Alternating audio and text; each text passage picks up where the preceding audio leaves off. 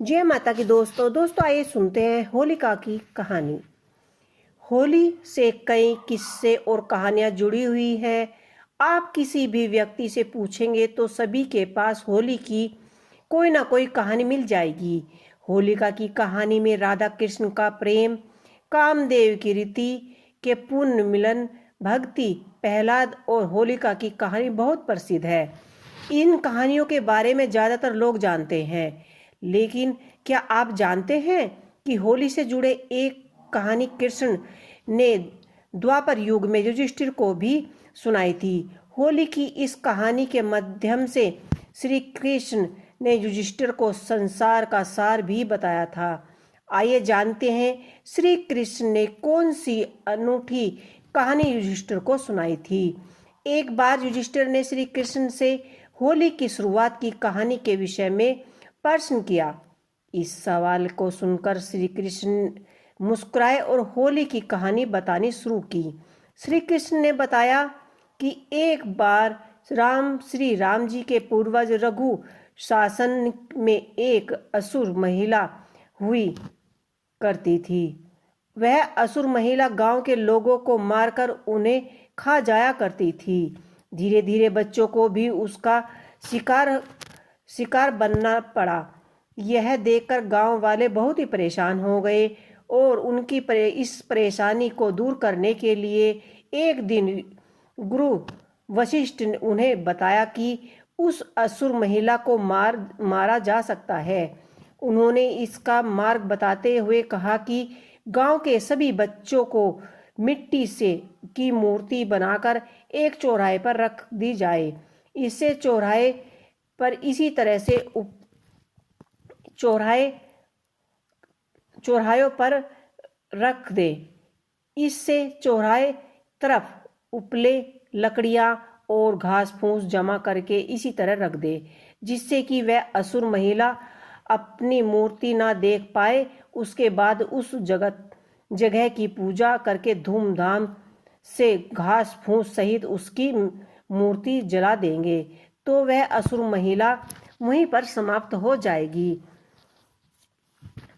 गांव वालों को अब उससे मुक्ति मिल जाएगी। गुरु वशिष्ठ जी की बात सुनकर बच्चे और गांव वालों ने ऐसा ही किया।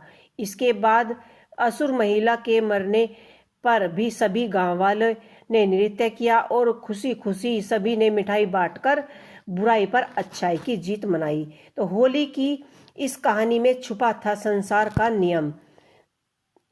इस कहानी को युधिष्ठिर ने फिर से प्रश्न किया कि क्या होली का दहन भक्त प्रहलाद से नहीं जुड़ा है? यह तो बिल्कुल ही अलग कहानी है। युधिष्ठिर का सवाल सुनकर श्री कृष्ण मुस्कुराते हुए कहते हैं कि हे युधिष्ठिर, इस संसार में हर युग में एक घटना घटी है।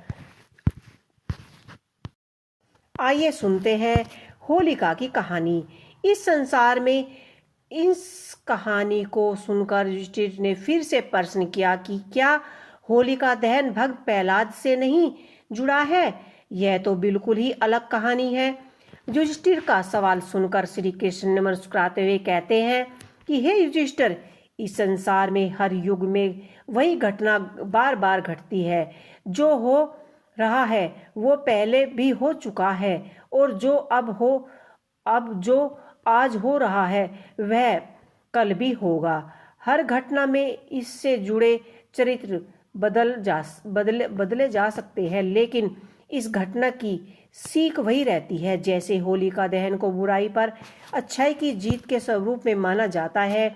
अगर होलिका आग में नहीं जलती तो उसी तरह उसकी बुराई शक्ति या प्राणी का अंत भी इसी तरह होता है। जैसे जिस तरह श्री राम ने रावण को मारने के बाद अयोध्या में वापस आकर राम राज्य स्थापित किया था, उसी तरह हर युग में बुराई का अंत होकर फिर से राम राज्य स्थापित होगा।